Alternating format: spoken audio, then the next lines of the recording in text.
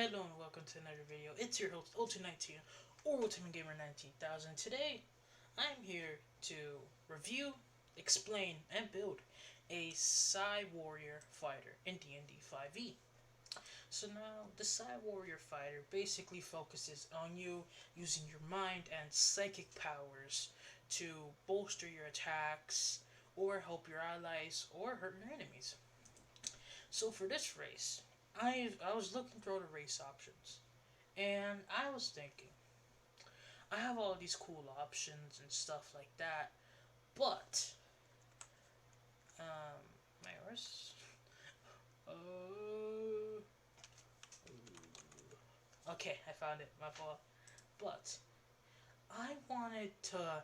I didn't want to play a race that deeped into spellcasting personally. I want to play a race that was as far removed as spellcasting as you possibly could get. And that's why I picked half orc. Now, when people imagine half orcs, they imagine big, burly, usually fighters or paladins, something like that, something strong, something strength based. And I think it'd be really cool if you played a paladin that had psionic powers but was so ashamed of having them because of the culture of orcs have of being strong, burly, muscly warriors, that he became a studied being a fighter all his life, because he never wanted to let his abilities flourish. And when he finally leaves his town or his village, his party kind of shows him that in the world of adventuring, there's so many things you have to keep track of.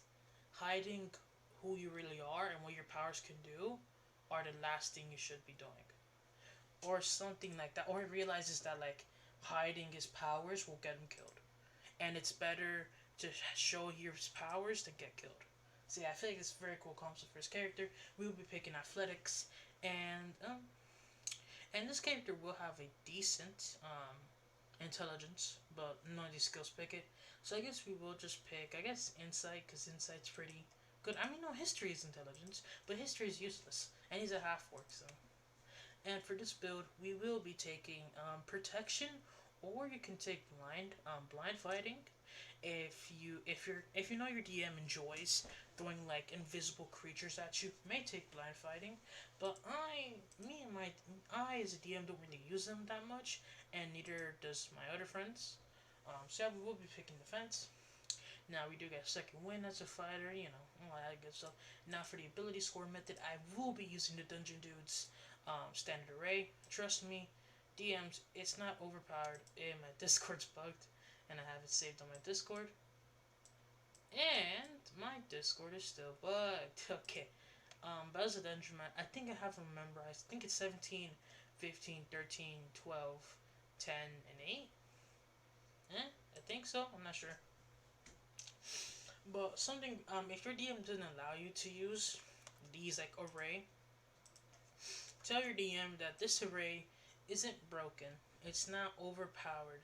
It's not, because I don't know. I feel like when some DMs see, oh, you get such high stats, it's basically if you rolled for stats, but no one is obscenely broken. No, it's impossible for someone to have a 20 strength or 20 in any stat at level 1. And yes, it is fun at level 1 to have a +7 to hit and be hitting most targets and creatures, but it is still fairly OP, and it's probably better if they don't, and you know, it's fair at the end of the day. But aside from that tangent, we'll be taking a 19 strength and a 13 constitution, and for our intelligence modifier, we will be taking a 13, a 12 dexterity, because dexterity is just nice to have, and then an 8 charisma, because he is kind of shy. He kind of stumbles on his words a little bit, because he's always like, yes, I'm totally a half orc that is strong. I'm totally not secretly psychic. He kind of stumbles on his words a little bit, especially when he's around half orcs. He can barely even let out a word. For background, pick whichever you feel like is the best. But for him, I would just be picking Gladiator, because of this. He is a fighter. He did he did learn all this stuff. For our equipment, we will just be picking the class equipment, we will be taking chainmail. This guy will be using full plate, so as soon as you can, get full plate or any upgrades to your armor. And I feel like for him, he wanted to show that he was a strong guy so badly that he isn't using a shield, even though using a shield is more defensive. But he just wanted to prove that he can be the strong half orc so badly that he refuses to use a shield. We'll be picking a great axe because great axe just works better with half orcs and most of their options. And for a second item, I don't know, pick whatever you like. I guess I don't know. I guess a pike. We'll be taking some hand axes and an explorer pack. We don't get any weapon from our background. I'll just be picking a little dagger because it's always nice to have a dagger up your sleeve. We do not get any spells nor feats. So now we'll move on into level 3 where we get our first option as a Psi fighter. As a psionic, is it a Psi warrior? I think it is Psi warrior. I'm not exactly sure. Some of that roll 20 lag, you love to see it. We are picking this Psi warrior. So I feel like definitely, if your campaign does start off at level 3, then ignore this. But if your campaign doesn't start at level 3, I feel like the whole campaign, your guy was slowly but surely hiding it. Because he's never found himself in a situation he felt like he needs to use his powers. And maybe if he was caught in one, he's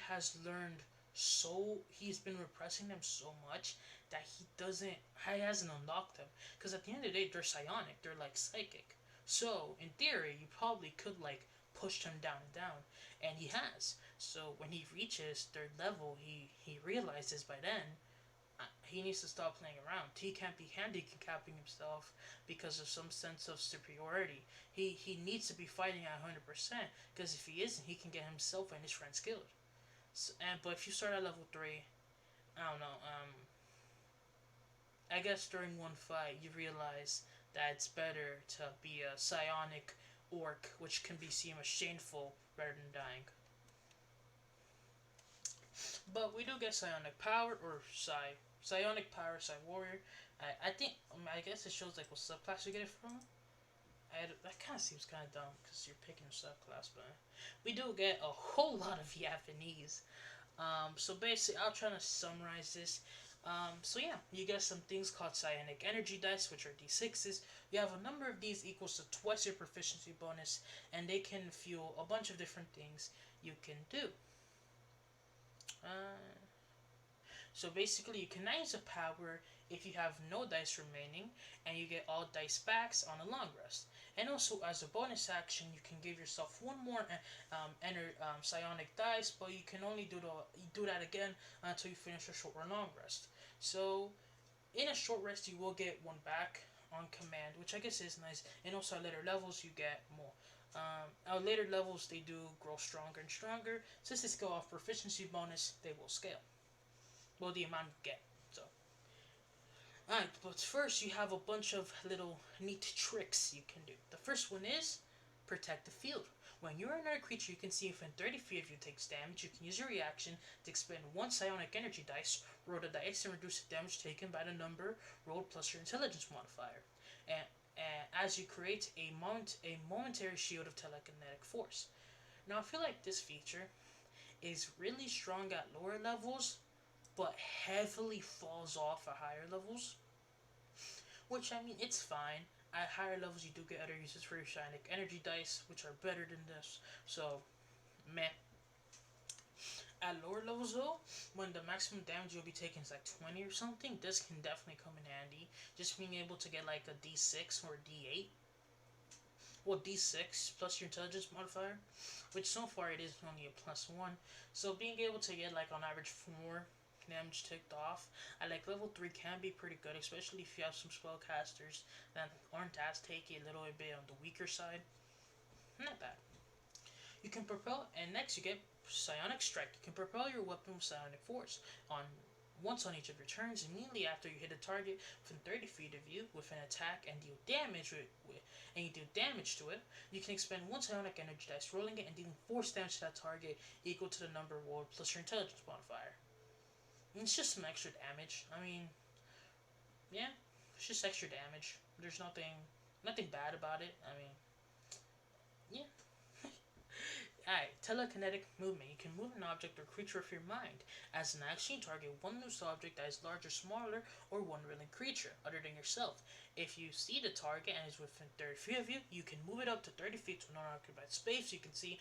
Alternatively, if it's a tiny object, you can move it to or from your hand. Either way, you can move the target horizontally, vertically, or both. Once you take this action, you can't do so again until you finish a short or long rest, unless you expend a psionic energy dice to take it again.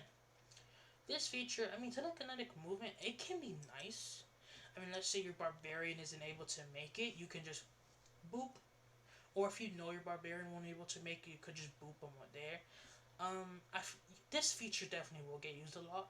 It's not like a powerhouse feature, but it's more of a utility feature, which I feel like a lot of people in D&D like to argue that martials, especially the fighter, doesn't get many utility features, and I feel like Tasha really is kind of like honing down on martials not getting utility with a lot of their subclasses.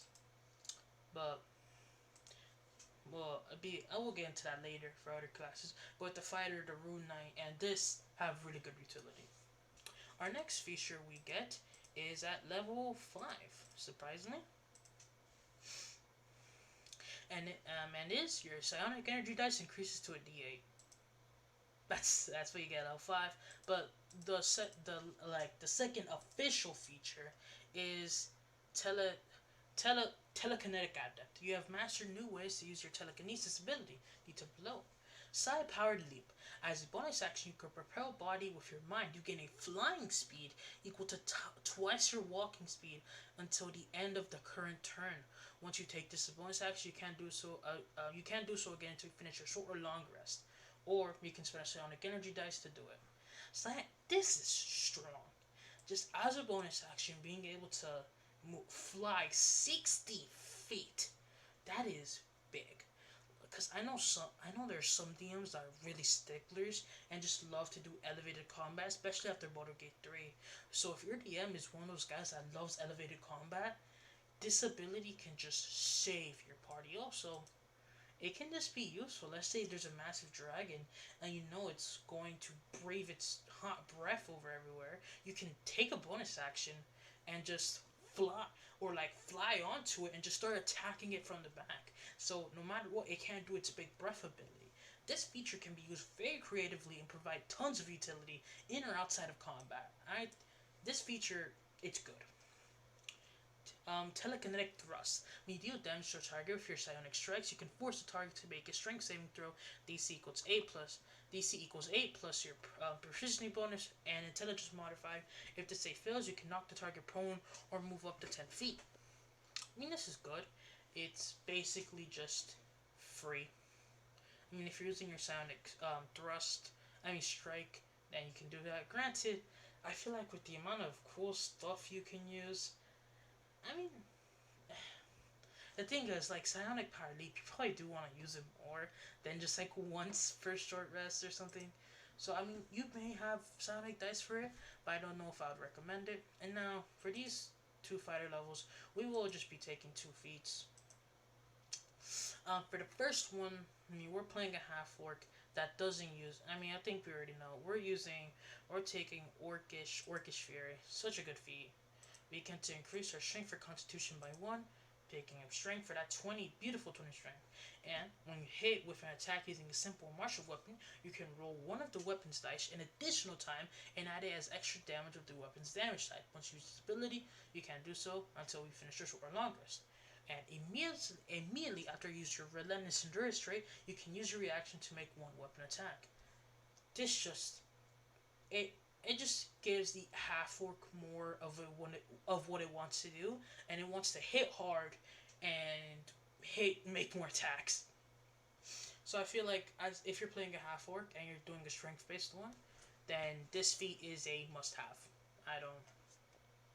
It's a must have. And then for our second feat, we'll be taking a little something. I think we'll be taking a real 180 for this one, because we will be taking Fate Touched. I hope Fate Touch is the right spell. It is. Okay. Yeah, we will be taking Fate Touch. Basically, when we take Fate Touch, we can increase our wisdom, intelligence, or charisma score by 1 to maximum 20. We'll be increasing our intelligence score, so then we can get a 14 intelligence, a nice +2. And we get Misty Step, and one first level spell of our choice that is either divination or enchantment. You can cast each of these spells without expending a spell slot once. You cast either of these spells in this way. You can't do so until you finish your long rest. Or if you get spell slots, you can do that. No. And with this, you can get a lot of good spells. Dissonant Whispers, Hunter's Mark, Sleep. But the one we're gonna get is Hex. If you don't know what Hex is, it's basically what makes Eldritch Blast one of the best cantrips in the game. What Hex does, it didn't pop up the window. Anytime you hit a creature with an attack, it deals an extra d6 damage, and also you can choose one. I think you can choose like one of its stats, and it has disadvantage on all that. So if you're trying to do like a grapple check or something like that, I'm pretty sure it has disadvantage on that. So it can be used in some ways. But yeah, overall, Hex, even without that first ability, just the extra d6 damage is so much powerful, and also gives your character a real big chance to nuke or have like really powerful nukes. And overall, it's just strong. So now we have a ton of stuff we can do with our bonus action and maintenance action, and also we do have Misty Step, which Misty Step is just pretty strong. I mean, just free teleportation.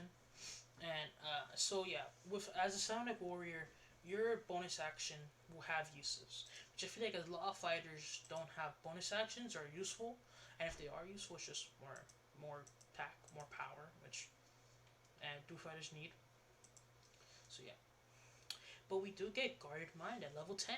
Your psionic energy flowing through you has bolstered your mind. You have resistance to psychic damage.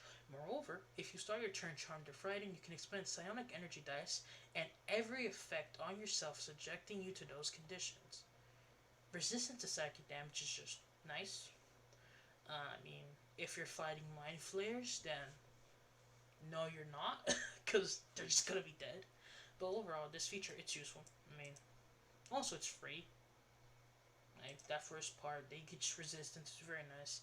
And now on level 8, we will be taking Great Weapon Master.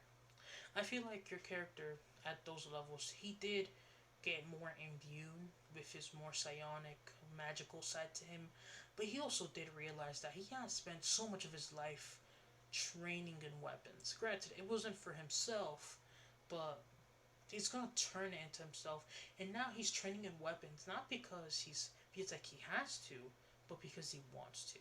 So we will be taking Great Weapon Master. If you don't know what Great Weapon Master does, how don't you? But to quick explain, if you score a critical hit or knock someone to 0 hit points, you can do an extra damage as a bonus action. No extra melee attack, no extra damage. Granted, it is a bonus action, and with this build, our bonus action is usually already taken, but if it's not, good use. And also, the main feature, we can take a -5 to our attack rolls, but if we hit, we get an extra +10 damage. That features, whoo, it's very powerful and very strong. So next, we got our next feature at level 8. No, at level 15, my bad. Make sure to drink water, kids. Our psionic dice does increase to a d10 at level 12, I'm guessing. Like around level 12, that level 12ish area. And next we get Bulwark of Force. Sorry if I butchered that. You can shield yourself and others with telekinetic force. As bonus action, you can choose creatures, which can include you, that you can see within 30 feet of you, up to a number of creatures equal to your intelligence modifier. So, 2 with this build. Each of those chosen creatures is protected by cover for 1 minute or until you're incapacitated. Once you take this bonus action, You can't do so again until you finish a long rest or spend a Sonic Energy dice. So this basically just gives your teammates an extra like 3 armor class, I think. I think it's 3 armor class. So I mean, it's alright, but you have so much bonus actions. A plus 3 AC can matter, but I don't know because it's preemptive too. Like you have to preemptively do it. I don't know. I feel like that feature can be better, but overall the subclass is pretty good. So, eh, one bad feature isn't going to ruin the whole thing. And now, in my opinion, I feel like with this build, your intelligence is starting to matter a lot and not more, but it doesn't matter that much. So I think at level 12, it's just better to raise your constitution or take any feats you like. But I feel like maybe it depends. If you see yourself making enemies do your make your enemies do saving throws a lot more often, then maybe picking up more intelligence is better.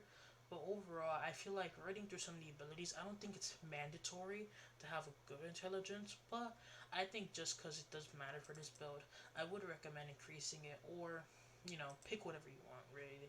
You can pick extra feats, but I feel like with a build like this, you do definitely need some more ASIs. And then finally, we'll just head over to level 20, which is the maximum level. And our psionic dice increases to a d12.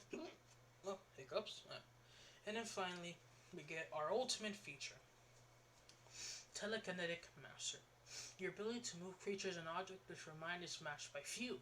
You can cast a telekinesis spell requiring no components, and a spellcasting ability for the spell is intelligence. On each of your turns, while you concentrate on the spell, including the turn when you cast it, you can make one attack with a weapon as a bonus action when you use this spell.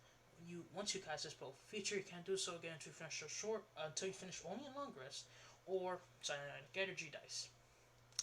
I mean, it's pretty good. I haven't read the telekinesis spell, so I hope they do allow it. But then once I read it, I can gauge it.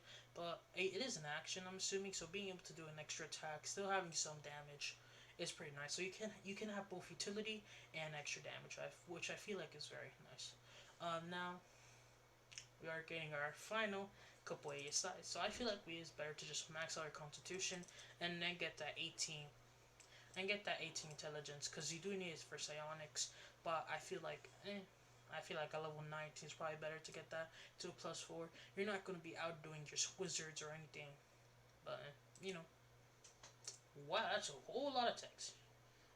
Okay, when you can, um, because if